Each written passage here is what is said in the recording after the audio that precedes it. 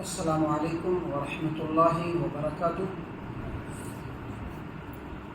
الحمدللہ رب العالمین والصلاة والسلام علی رسولہ الکریم وعلی آلہ وصحبہ اجمعین، اما بعد۔ عن عائشہ رضی اللہ عنہا زوج النبی صلی اللہ علیہ وسلم ان النبی صلی اللہ علیہ وسلم کان یعتکف العشر الاواخر من رمضان حتى توفاه الله تبارك وتعالى ثم اعتكف ازواجه من بعده، رواه البخاری في صحیحہ في ابواب الاعتکاف۔ سامعین کرام، صحیح البخاری ابواب الاعتکاف حدیث نمبر 2026۔ سیدہ عائشہ رضی اللہ عنہا نبی اکرم صلی اللہ علیہ وسلم کی زوجہ محترمہ ام المؤمنین روایت کرتی ہیں کہ نبی اکرم صلی اللہ علیہ وسلم رمضان کے آخری عشرے میں اعتکاف فرماتے تھے، یہاں تک کہ آپ صلی اللہ علیہ وسلم کی وفات ہو گئی۔ مطلب یعنی اپنے وفات تک نبی صلی اللہ علیہ وسلم ہر رمضان کے آخری عشرے میں اعتکاف فرمایا کرتے تھے۔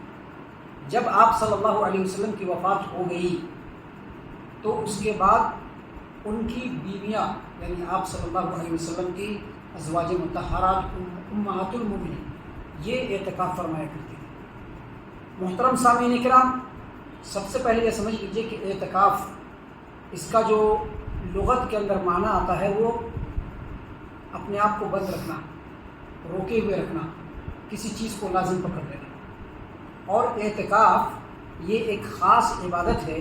ایک مسلمان عبادت کی نیت سے مسجد کے اندر مقیم ہو جائے، مسجد کے اندر اقامت اختیار کر لے، اس کو کہتے ہیں اعتکاف کرنا۔ سامعین کرام، پیارے رسول صلی اللہ علیہ وسلم جب مکہ سے ہجرت کر کے مدینہ آ گئے اور یہاں پر جب مسجد نبوی کی تعمیر ہو گئی تو اس کے بعد اللہ کے رسول صلی اللہ علیہ وسلم ہر رمضان المبارک کے آخری عشرے میں یعنی آخری 9 یا 10 دن جو بچتا ہے، آخری 9 یا 10 دن جو آخری عشرہ ہے اس میں نبی صلی اللہ علیہ وسلم اعتکاف فرمایا کرتے تھے، یہاں تک کہ اللہ کے رسول صلی اللہ علیہ وسلم وفات ہو گئے۔ اپنی وفات تک ہر سال آپ صلی اللہ علیہ وسلم اعتکاف فرمایا کرتے تھے۔ سامعین کرام، نبی صلی اللہ علیہ وسلم کے اسی عمل کی وجہ سے رمضان کے آخری عشرے میں یعنی آخری 9 یا 10 جو دن بچتے ہیں ان 9 یا 10 دنوں میں مسجد میں آ کر کے اعتکاف کرنا یہ مسنون عمل ہے، مستحب عمل ہے، افضل عمل ہے۔ سامعین کرام، اس حدیث پر آپ غور کریں گے تو آپ کو یہ پتہ چل جائے گا کہ آپ صلی اللہ علیہ وسلم معصوم تھے، مغفور تھے، ہر خطا سے اللہ تبارک و تعالیٰ نے ان کو بچا لیا تھا۔ اللہ تبارک و تعالیٰ نے آپ صلی اللہ علیہ وسلم کے اگلے پچھلے تمام گناہوں کو معاف فرما دیا تھا۔ آپ صلی اللہ علیہ وسلم بہت ہی زیادہ مشغول رہنے والے، آج ہم لوگ کچھ بھی مشغول نہیں ہیں، نبی صلی اللہ علیہ وسلم بہت زیادہ مشغول رہنے والے، اس کے باوجود آپ صلی اللہ علیہ وسلم ہر رمضان کے آخری عشرے میں اعتکاف فرمایا کرتے تھے۔ اس میں امت کے لوگوں کے لیے یہ تنبیہ ہے کہ ہر سماج و معاشرے کا جو مسلمان جو سماج و معاشرہ ہے اس میں سے بعض لوگ ہر رمضان میں مسجد میں آخری عشرے میں ضرور اعتکاف کریں۔ ایسا بالکل نہیں ہونا چاہیے کہ کسی بھی محلہ یا کسی بھی گاؤں کے سینکڑوں ہزاروں آدمی میں سے کوئی بھی آدمی مسجد میں اعتکاف نہ کرے اور یہ سنت لوگ چھوڑ دیں، یہ بڑی ہی افسوس کی بات ہے۔ کیونکہ آپ دیکھیے نبی صلی اللہ علیہ وسلم کے بارے میں آپ صلی اللہ علیہ وسلم کی زوجہ محترمہ نے بالکل کلیئر کہہ دیا، کیا فرما دیا کہ جب تک اللہ تبارک و تعالیٰ نے نبی صلی اللہ علیہ وسلم کو وفات نہیں دیا تب تک نبی صلی اللہ علیہ وسلم ہر سال رمضان کے آخری عشرے میں اعتکاف فرمایا کرتے تھے۔ محترم سامعین کرام، رمضان کے آخری عشرے میں نبی صلی اللہ علیہ وسلم اعتکاف فرماتے تھے۔ اس کی ایک اور فضیلت ہے۔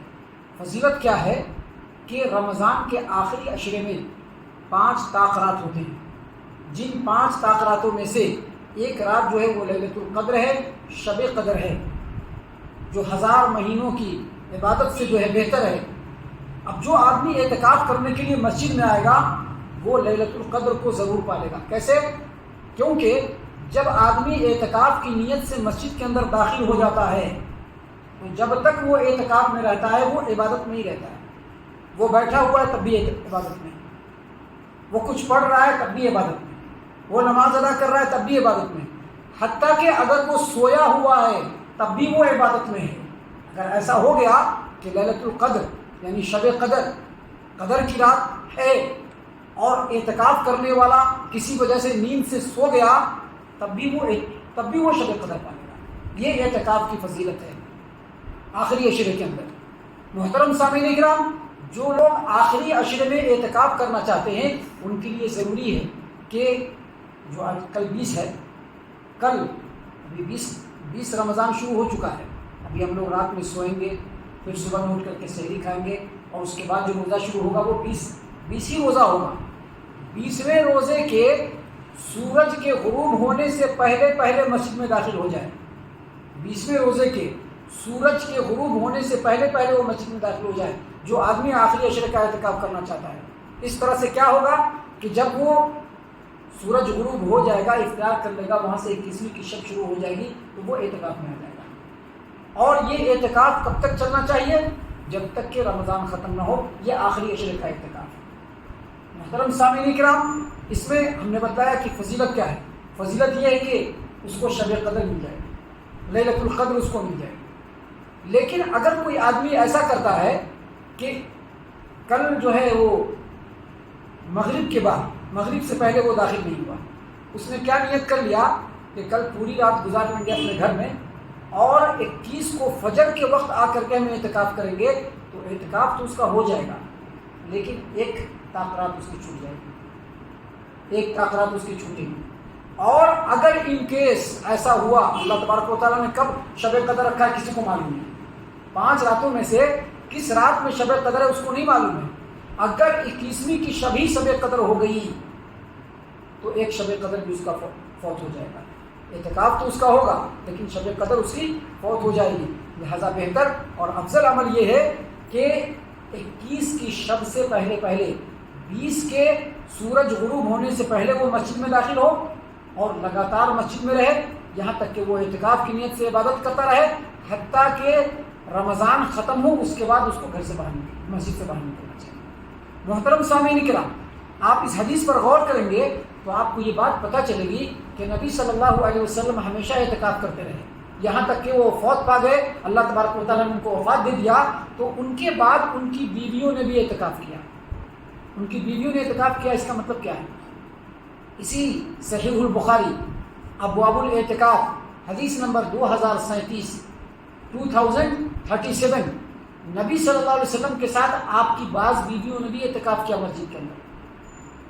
اس میں اس امت کے خواتین کے لیے, مستورات کے لیے یہ اللہ تبارک و تعالیٰ کی طرف سے ایک نعمت ہے کہ اگر وہ اعتکاف کرنا چاہیں تو کر سکتی ہیں, کیونکہ نبی صلی اللہ علیہ وسلم کی بیویوں نے بھی آپ صلی اللہ علیہ وسلم کی وفات کے بعد لگاتار اعتکاف کیا. لہذا اگر خواتین اعتکاف کرنا چاہتی ہیں تو شرعی اعتبار سے ان کے لیے شریعت نے اس چیز کی فضیلت کو رکھا ہے, لیکن اس میں شرط کیا ہے کہ مسجد کے ذمہ داران اس چیز کے اوپر خاص خیال رکھیں. خواتین کے لیے ایک بہترین انتظام ہو, مسجد کی کشادگی کے ساتھ مسجد کے ایک کونے میں مستورات کے لیے خصوصی انتظام ہو, اور ایسا انتظام ہو جس میں ان کو بالکل امن و سکون ہو, کسی بھی طرح کا کوئی ان کے ساتھ ڈسٹربنس نہ ہو. تو ایسی صورت میں اگر خواتین بھی مسجد میں آ کر کے اعتکاف کرتی ہیں تو ان کے لیے بہتر ہے. یہاں پر ایک بات یاد رکھیے, اعتکاف کبھی بھی مسجد کے اندر ہی ہوگا. مسجد کے علاوہ اگر کوئی گھر میں اعتکاف بیٹھنا چاہتے ہیں تو یہ شرعی اعتبار سے بالکل صحیح نہیں ہے, یہ سنت کی مخالفت ہے. آپ اس حدیث کے اوپر غور کریں گے تو ایک اور مسئلہ ہمیں سمجھ میں آتا ہے. مسئلہ کیا سمجھ میں آتا ہے؟ سیدہ عائشہ رضی اللہ عنہا نے کہا کہ ان النبی صلی اللہ علیہ وسلم کان یعتکف العشر الاواخر من رمضان حتی توفاه اللہ تبارک و تعالی.